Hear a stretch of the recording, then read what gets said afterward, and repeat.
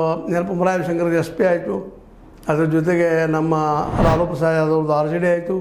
ಕರ್ನಾಟಕ ದೇವೇಗೌಡರದು ಏನಪ್ಪ ಅಂದ್ರೆ J D S ಆಯಿತು. ಮತ್ತು ಅಲ್ಲೇ ನಮ್ಮ ಏನಪ್ಪ ಅಂದ್ರೆ ಬಿಹಾರದಲ್ಲೇ ಜೆ ಡಿ ಯು ಆಯಿತು. ಉತ್ತರ ಪ್ರದೇಶದಲ್ಲಿ ಎಸ್ ಪಿ ಆಯ್ತು, ನಿಮ್ಗೆ ಗೊತ್ತದ. ಹೀಗಾಗಿ ಅಲ್ಲೇ ಅದು ಹಿಂದೆ ಒಂದು ರಾಷ್ಟ್ರೀಯ ಪಕ್ಷದ ದೊಡ್ಡ ದೊಡ್ಡ ನಾಯಕರು ಕಟ್ಟಿದಂಥದ್ದು.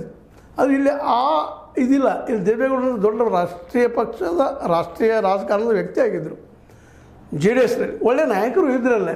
ಅದರನ್ನೆಲ್ಲ ಕಳ್ಕೊಂಡು ನಮ್ಮ ಕುಟುಂಬದ ಮೇಲಿನ ಆಸೆ ಇದೆ ದೇವೇಗೌಡರು. ಅದಕ್ಕೆ ಒಂದು 16-17 ಬಂದಿದ್ದಾರೆ. ಇವರಲ್ಲಿ ಅಂತ ಹೇಳ್ಕೊಳ್ಳೋಂಥವ್ರಿಲ್ಲ. ಕೋಡಿ ಹೇಳಿ ಚಂದ್ರಶೇಖರ್ ಮೇಲೆ ಕೆಲವೊಂದಿಷ್ಟು ರೈತರು ಆರೋಪ ಮಾಡ್ತಾ ಇರ್ತಾರೆ, ಇಲ್ಲಂತಲ್ಲ. ಆದರೂ ಪ್ರಾಮಾಣಿಕರಪ್ಪ ಇದ್ದಿದ್ದಿಲ್ಲ, ಸಮಥಿಂಗ್ ಬೆಳೆದ ಅಂಥವ್ರು ಇನ್ನಷ್ಟು ಕೂಡಬೇಕು, ಜನ ಸಮೀಪ ಹೋಗಬೇಕು, ಸಮಸ್ಯೆಗಳು ಸ್ಪಂದಿಸಬೇಕು. ನೀವೆಲ್ಲ ಮಾಡಿದಾಗ ಈ ಪಕ್ಷಕ್ಕೆ ದುರಾಡಳಿತ ಅಂತ್ಯ ಮಾಡಲಿಕ್ಕೆ ಏನೋ ಹೊಸ ಪಕ್ಷ ಕಟ್ಟಿದ್ದಾರೆ. ಆದರೆ ಅದು ಕಟ್ಟಬಹುದು, ಅದು ದುರಾಡಳಿತ ಅಂತ್ಯ ಮಾಡ್ತೀನಿ ಅನ್ನೋದು ವಿಶ್ವಾಸ ಮೂಡಿಸ್ಬೇಕು ಜನರಲ್ಲೇ. ಅಂದಾಗ ಸಾಧ್ತಿಲ್ಲ. ಬರೀ ದುಡ್ಡು ಒಂದರಿಂದ ಆಗೋದಿಲ್ಲ, ಬರೀ ನಿರಂತರ ಹೋರಾಟ ಮಾಡೋದು ಒಂದಾಗೋದು, ಎಲ್ಲನೂ ಬೇಕು. ಜನರು ಕನ್ವಿನ್ಸ್ ಆಗಬೇಕು.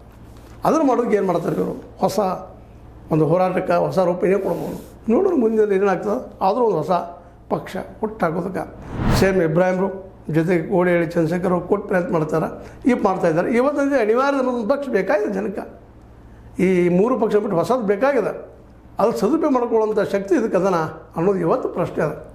ಉತ್ತರ ನೆಗೆಟಿವ್ ಅನ್ನೋದು ಪಾಸಿಟಿವ್ ಅನ್ನೋದು. ನೆಗೆಟಿವ್ ಸಾಧ್ಯ ಇಲ್ಲ ಅಂತ ಅನ್ಸೋದು, ಪಾಸಿಟಿವ್ ಪ್ರಯತ್ನ ಭಾಳ ಅದ ಅಂತ ಹೇಳ್ತಾರೆ.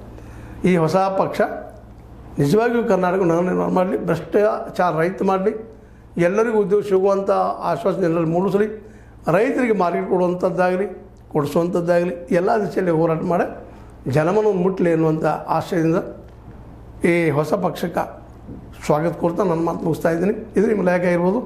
ಲೈಕ್ ಮಾಡಿ, ಶೇರ್ ಮಾಡಿ, ಕಾಮೆಂಟ್ ಮಾಡಿ, ಜೊತೆ ಸಬ್ಸ್ಕ್ರೈಬ್ ಮಾಡಿ. S16 ನ್ಯೂಸ್ ಅರ್ಥ ತಿಳಿಸಿದ್ದಾರೆ. ಇದು ಸತ್ಯದ ಕೈಗೊಂಡು ವಂದನೆಗಳು.